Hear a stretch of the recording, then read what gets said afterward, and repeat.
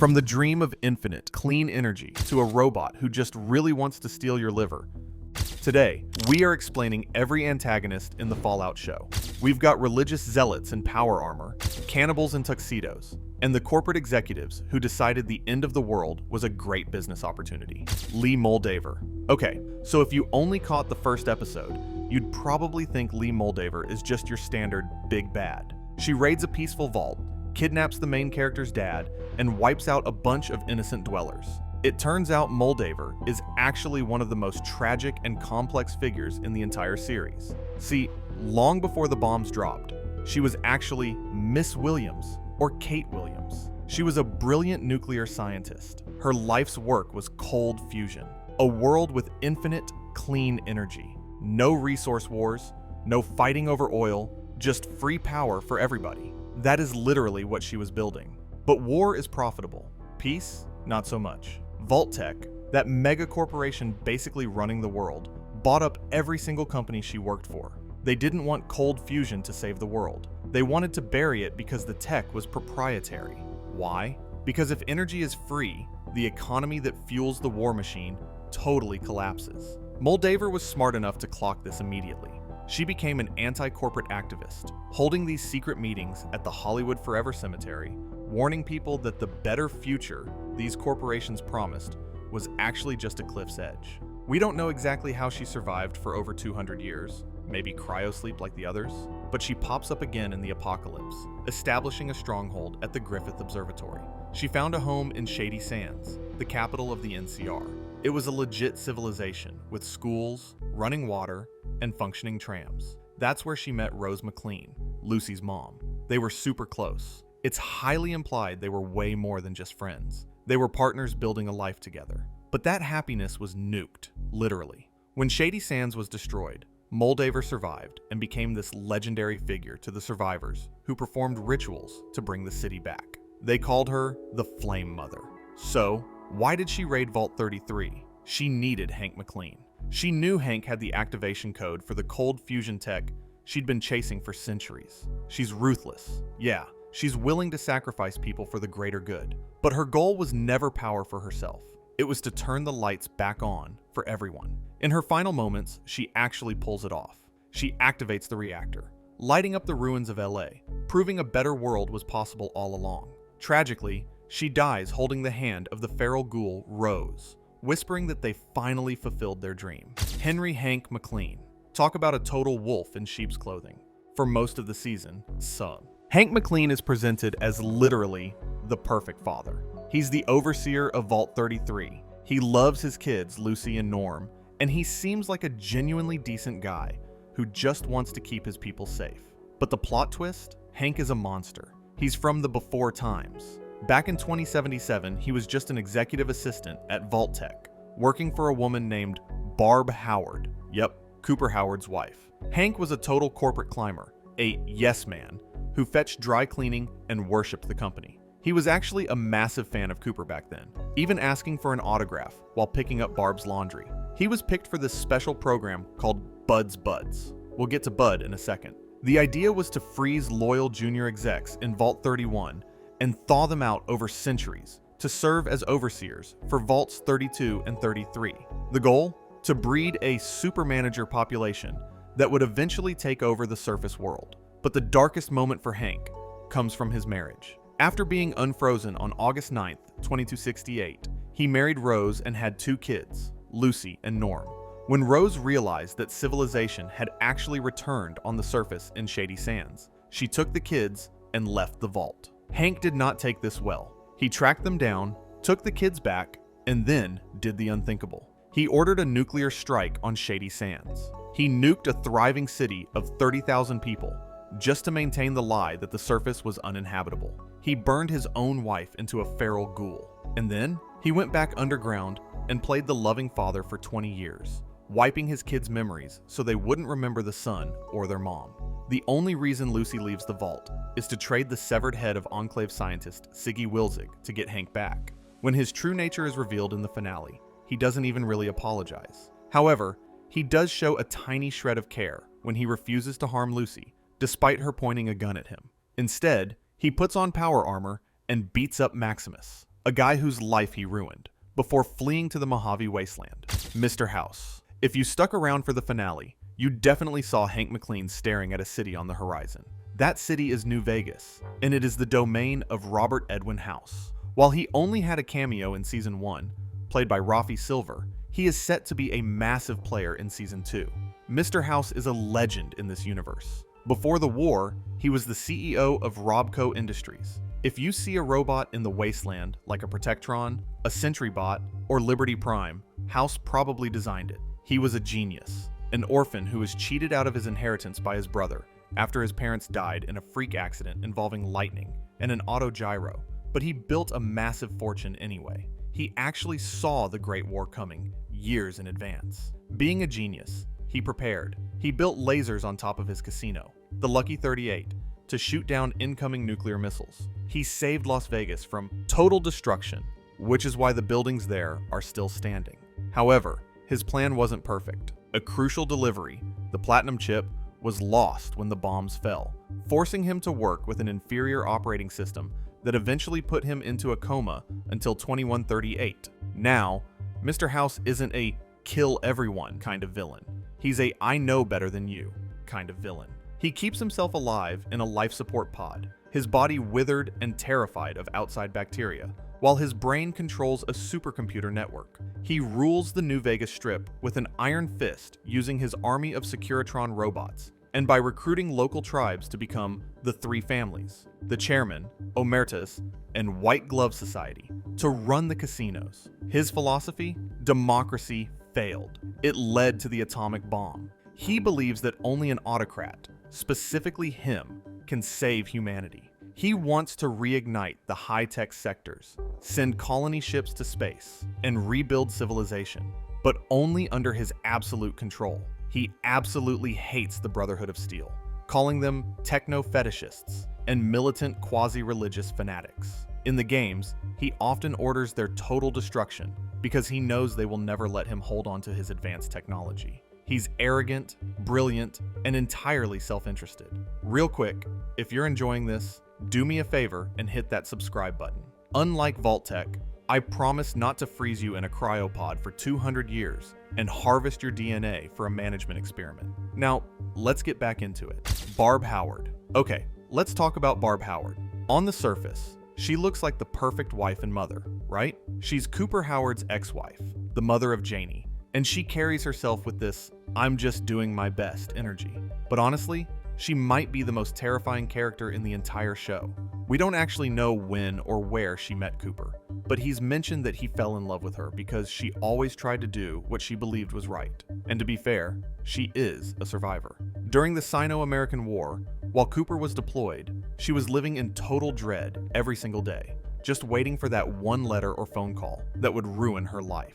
That trauma clearly broke something in her, because she became obsessed with the safety at any cost. She essentially sold her soul to ensure her daughter would survive the end of the world, mentioning that she worked hard to get her family a spot in a special management vault that would oversee all the others. But the moment that made everyone's jaw drop was in the finale. Cooper uses a listening device on her Pip-Boy to eavesdrop on a secret meeting. And who is in the room? Heavy hitters like Robert House, Frederick Sinclair, Julia Masters, Leon von Felden, and of course, our buddy Bud Askins. They are all sitting around discussing how to make their vaults profitable. And then Barb suggests, by dropping the bombs, ourselves. She argues that a nuclear apocalypse would be a tragedy, sure, but also a massive opportunity. Why?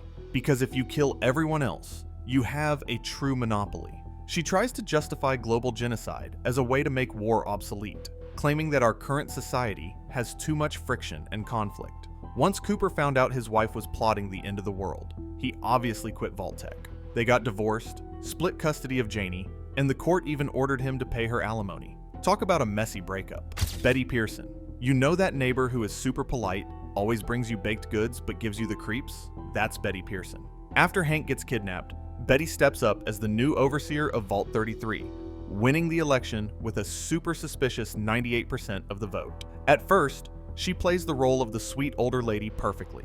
She serves Jell-O, organizes town hall meetings, and goes around comforting people. She even steps in to dance with Chet at Lucy's wedding, because she noticed he was looking disappointed. What a sweetheart, right? Well, Betty is another one of Bud's buds. Just like Hank, she was a Vault-Tec executive assistant frozen in Vault 31. Back in the pre-war days, she even admitted to Cooper Howard that some company secrets were above her pay grade. Fun fact, she was actually the one who introduced Cooper to Hank originally, playing matchmaker for Hank's little hero worship crush. She has actually served as overseer before. She was unfrozen way back on February 15th, 2246, served her time, and eventually retired to the governing council. She is fully in on the conspiracy to manage the breeding pool of the vaults. When Norm MacLean starts investigating the mystery of Vault 32, Betty shuts him down hard. She splits up Norm and his cousin Chet to keep them from talking. She even has this intense stare down with Norm just because he's eating cake instead of her jello, viewing it as this weird act of rebellion. Later, she brings him some pie, but it's not a gift, it's a threat. She tells him that clever boys need to tread lightly. She also casually mentions that she buried Rose MacLean, which is horrifying once you realize Rose was turned into a ghoul. Then she organizes a resettlement of Vault 32, moving people from Vault 33 into the cleaned up vault to fix overcrowding. But we all know she's just shuffling the genetic deck for Vault-Tec's experiment. She appoints another frozen exec, Steph Harper, to lead them, ensuring the cycle continues. Betty is basically the smiling face of friendly fascism.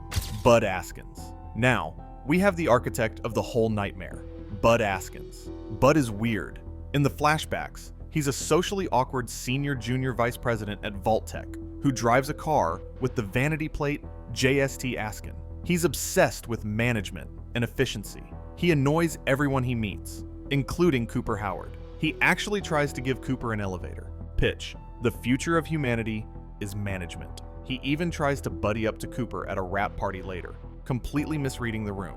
Before Vault-Tec, he worked at West-Tec, where he oversaw the T-45 power armor rollout in 2067, famously ignoring design flaws that got soldiers killed just to push the product out. He joked that at least they looked great. He eventually switched to human resources research to pursue workflow optimization of management timelines. His big idea? Time. He believes that if Vault-Tec can just outlive everyone else, they win. That's the Bud's Buds program. He designed the 3 vaults of Santa Monica, 31, 32, and 33, specifically for this eugenics program. When Norm MacLean finally breaks into Vault 31 by tricking Bud into thinking he is Betty, he expects to find a mastermind. Instead, he finds a small robot. It turns out Bud had his brain removed and put into a brain on a Roomba, officially called a roller brain. He's a little robot with a glass dome showing his brain, rolling around an empty vault filled with cryopods. It's ridiculous, but also terrifying. His chassis actually gets trapped by a mop at one point, and Norm has to free him.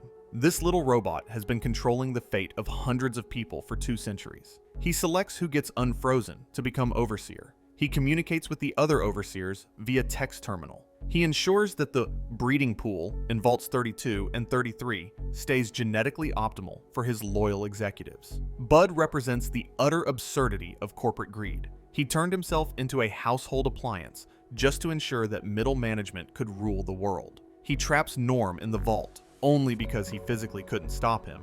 He tried to use a built-in syringe to sedate Norm, but Norm just stepped back, offering him a choice: starve to death or get in a cryopod and join the management training program. Elder Cleric Quintus. Okay, let's talk about the Brotherhood of Steel. If you've played the games, especially Fallout 3, you might be used to thinking of them as the shiny knights in power armor who show up to save the day. But if you've played the originals or watched this show, you know the truth. The Brotherhood can be dark, fanatical, and honestly, kinda terrifying. And the face of that darkness in 2296, that's Elder Cleric Quintus. Portrayed by the legendary Michael Christopher, Quintus is the leader of the Knights of San Fernando, a specific chapter operating in New California. Quintus rules with an iron fist, but he's also a total hypocrite, which makes him a fantastic villain.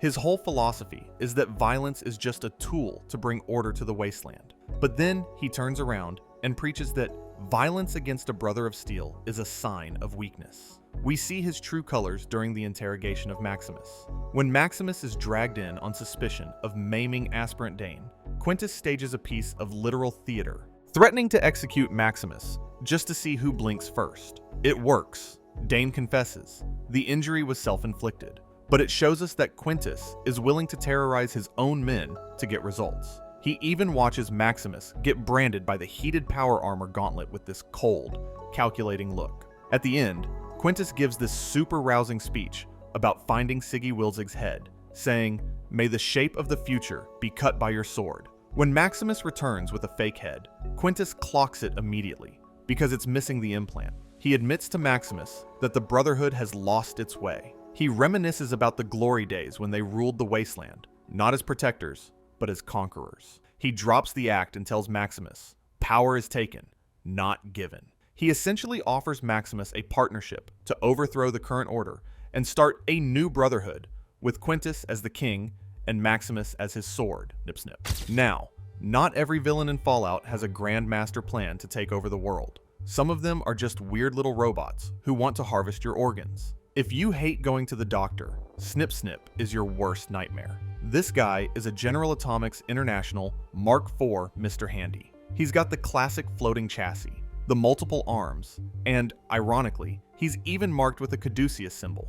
You know, the medical staff with the snakes. But somewhere in the last 200 years, his temporal sensors got fried, and his morality circuits clearly went with them. We find him in a super-duper mart near Santa Monica Boulevard, which has been turned into a chop shop. And I don't mean for cars. By 2296, he's working for two organ traffickers named Huey and Squirrel. When the ghoul captures Lucy, he literally trades her to Snip Snip for 2 months' worth of drug vials. The sales pitch? He claims Lucy is in near mint condition. Gross, right? But what makes Snip Snip so memorable is how incredibly polite he is while doing the most horrific things. He's like a British butler who just happens to be a serial killer. He surgically reattaches Lucy's finger, which, fun fact, wasn't even her original finger, acting totally courteous the whole time. This leads to one of the best fights in the show. Lucy manages to escape by tricking him into cutting her restraints. She goes full MacGyver, electrocuting him with a defibrillator, and then refilling his dart gun with a Braxo drain cleaner. She uses him as a weapon to take down the traffickers, and the robot eventually gets destroyed in the chaos. But even as he's shutting down, he stays on brand, politely asking Lucy one last time if there is anything he can do to improve her day. You almost feel bad for the guy. Almost. Sorrel Booker. Finally, we have a villain that perfectly represents the petty, small-time corruption of the wasteland. Sorrel Booker. This guy is the self-proclaimed president of the government. It tells you everything you need to know about his education level and his ego. Sorrel is basically running a protection racket disguised as law and order. He's an old associate of the Ghoul, which gives us some cool backstory that these two have run in the same circles for a long time.